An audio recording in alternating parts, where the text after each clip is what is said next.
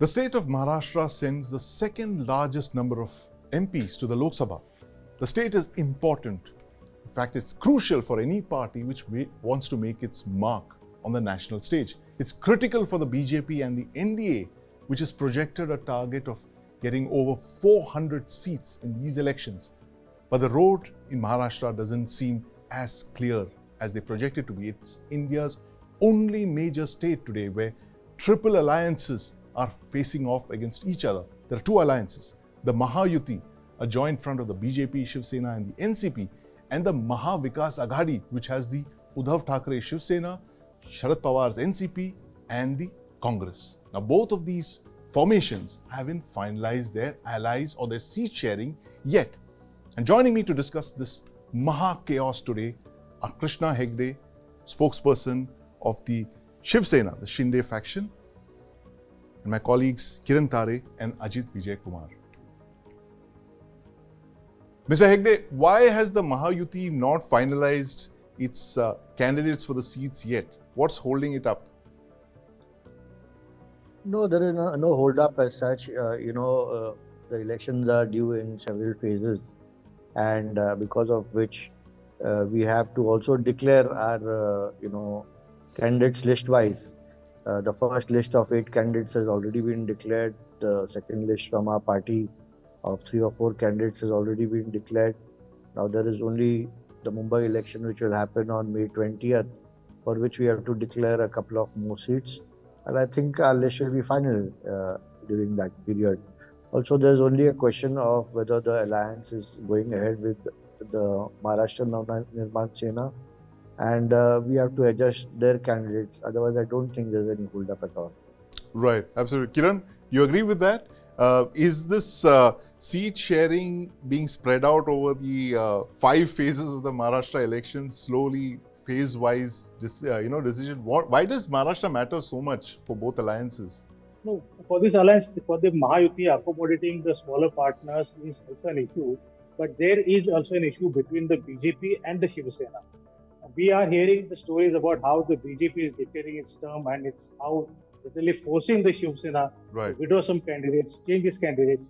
For example, last night only, the Shiv Sena had to withdraw its candidate in Hingoli and replace it with some other person because the BJP workers at the local level, they had vehemently opposed Hemant Patel as their candidate.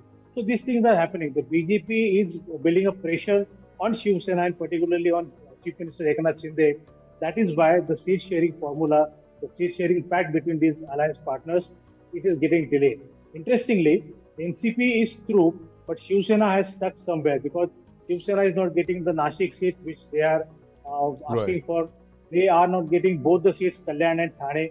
In fact, the BJP is pressurizing the Chief Minister to give the Thane seat to the BJP. Thane is the hometown of the Chief Minister, but the BJP wants the Thane seat for its own quota, for its own candidate. So this is the ground reality here. The BJP is in a very dominant position, and somehow Mr. Shinde is not able to counter that in a very aggressive way. That is why the seat sharing alliance is not finalized. Right, Ajith. A little bizarre, isn't it? It's been going on for weeks now, this seat sharing talks, 2 alliances, and there are 2 Shiv Senas. In fact, there's a third Shiv Sena with, if you count the MNS, 2 NCP factions. There's of course the BJP and the Congress. Tell us why Maharashtra really matters so much for both formations. Right, so for us to understand that, we'll have to first understand and be very serious about BJP's target, which is Apki Paar 400 Paar. Right. When you talk about Apki Paar 400 Paar, and when we talk about it in context of BJP, we certainly for sure know that they are damn serious about it. Yes. And that's why what is happening, and what Kiran also mentioned, that when the BJP will look at a particular seat, they will primarily look at it from the point of winnability. Yes. Right. So and because that is okay with them as far as their party is concerned. Now to having to adjust parties like the Sena or the NCP, Yes. where these two parties kind of claim that they are the actual inheritance of the legacy of Right. Shiv Sena or NCP. Right. That needs to be yet tested. Yes. That needs to be yet tested. So possibly BJP is not wanting to take chances and wanting to play Right. that big brother role Right. and rubbing up them, in the wrong way. Yes. So Mr. Hegde, you have a Lok Sabha elections in May and June, and less than 6 months after that, you have the state assembly elections. How crucial is the Lok Sabha election verdict going to be for the assembly elections later this year in October?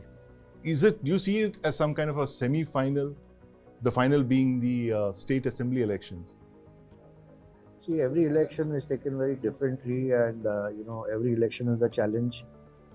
Like Ajith, properly mentioned, that winnability is a great criteria. Right. Also, acceptability of the candidate is very important. Yes. What Kiran said is about Hemant Patil. I agree to disagree with him because Hemant Patil's wife Rajeshri Patil has already Yes. been given a ticket Right. from the neighboring constituency. The bigger chaos seems to be with the Maha-Vikas Agadi, where for the last 2 months they were having a discussion with the Vanchit Bahujan Agadi, Right. and they had got no, go through in that. Yes. And Mr. Prakash Ambedkar ji had made very grave accusations against, Sanjay Raut and his way of functioning, and also, got out some pictures on his tweet showing a dagger and a back, and someone was stabbing him on the back. Right. And I think in political language that was an extremely grave, thing he said. Yes. He also mentioned that though they were in talks with him, they were even trying to personally defeat him in his seat, where Right. he is personally contesting in Akola. So I think not all is well with them. However, I would like to say that the two inheritors of Bala Saheb's legacy is the BJP and Shiv Sena. In Right. 2019, we actually started this alliance in 1987. Right. And, we've been steadfast in our alliance for the last 35 years. Right. And even in 2019, we went before the people of Maharashtra with Hindutva as the ideology, Narendra Modi ji as our leader, Yes. and the inspiration and teachings of Bala Saheb Thackeray ji, and asked and secured the votes of the people of Maharashtra. Then for some reason, Uddhav ji went ahead with the Congress and the then Sharad Pawar NCP. And the same Congress where Bala Saheb, Hindu Hriday Samrat Samanya Bala Saheb Thackeray ji had said that jo din mujhe Congress ke saath haath milana pade, main meri dukaan band kar dunga. And Uddhav ji still went with them for a short-term government. Yes. And he lost the tag of Hindutva. Right. There was an issue in the Hanuman Chalisa. Yes. There were other issues where they refrained from citing Hindutva. Yes. Even in his latest bhashan, he did not say that he's addressing his Hindu brothers and sisters like he normally said. Right. He said, I'm addressing my Deshbhakt brothers and sisters. Right. And so he's lost, he cannot go back to the people of Maharashtra in 2024 Right. and say, or in 2019 I came on Hindutva ground. Yes. And today I come with the Congress and securing votes in the name of my father or Hindutva. Right. The people of Maharashtra are not fools. They are, extremely politically conscious people, extremely Right. sharp, citizens, and they know that they cannot be fooled. Right. And therefore, there will be a huge mandate for the BJP, Shiv Sena, and the Ajith Pawar NCP alliance. And we will sweep the polls, and that's why our Nara is Apni Baar 45 Par. We Right. want to win over 45 out of the 48 seats. Even in Baramati, we fielded Ajit Dada Pawar's Yes. wife, Sunetra Pawar ji, and we hope to win that seat also. And therefore, I think that this time we will sweep Maharashtra and make Modi ji's dream of Apki Baar 400 Par a reality. Kiran, are you as optimistic Apki Baar 45 Par as Krishna ji was saying? Very optimistic scenario that the BJP, the Sena and the MNS getting over 45 seats. Has Prime Minister Modi's appeal actually been able to be delivered to the voters of Maharashtra the way it is in other states? It's almost like he is the local candidate. Candidates don't matter, parties don't matter. It's the Prime Minister Modi who's contesting these elections. It's like, but what are the issues in Maharashtra of reaching the voters with Prime Minister Modi's message? Why is there so much of confusion? In two back-to-back elections in 2014 and 2019, the Mahayuti managed to secure 42 seats, Right. which was remarkable. It had an achievement for the Mahayuti. There's a Modi wave, we could say, in two elections. Yes, of course, that was a Modi wave. But this time, what has happened? There is as we are saying, it is a political missile in Maharashtra. Right. So nobody knows in which way the wind is flowing. Right. There are two Shiv Sena, there are two NCP, plus Right. there are smaller parties. The Vanchit Bahujan Aghadi factor is also there. They have Yes. 5 to 6% votes in their kitty. Right. Plus, there is some internal fighting within the BJP as well. Everything is not well in the BJP. Right. For example, in Mana Lok Sabha constituency, there is a strong opposition within the BJP to its official candidate. So BJP cannot take everything for granted in Maharashtra this time. They will have to work very hard. Plus, if they are going to hurt the alliance partners, like, Yes. for example, like Shiv Sena. Right. Shiv Sena, I don't think they are very much happy with the way the BJP is behaving. But if the BJP is dominating, if they are going to hurt Yes. sentiments of the Shiv Sena workers, Right. that will have to pay a bigger impact on the ground reality. When the workers go for the campaigning on the ground level, they will not work with their own heart. That is the problem with the BJP. BJP is not willing to take anything on its face value, because BJP wants, as Krishna ji is saying, abki baar 45 par, but they have set a target of 45. But in that process, Right. they are going to hurt their alliance partners, and that is going to cost them a very dear in this election. Right. So, Krishna ji, how does the Shiv Sena Shinde faction handle a party of the size of the BJP? It's always been the Shiv Sena BJP alliance, and then off late, as Kiran mentioned, since 2014 onwards, it's become the BJP Sena government. How do you handle an alliance partner that's as powerful as the BJP without eroding your own vote base and your identity as a party? See, of course, earlier we were termed as the bigger brother in the alliance, and now we have to accept the reality that the BJP is the bigger party nationally, Yes. and also in Maharashtra they have more MLAs, double the amount of us, and also double the amount of Ajith Dada's NCP.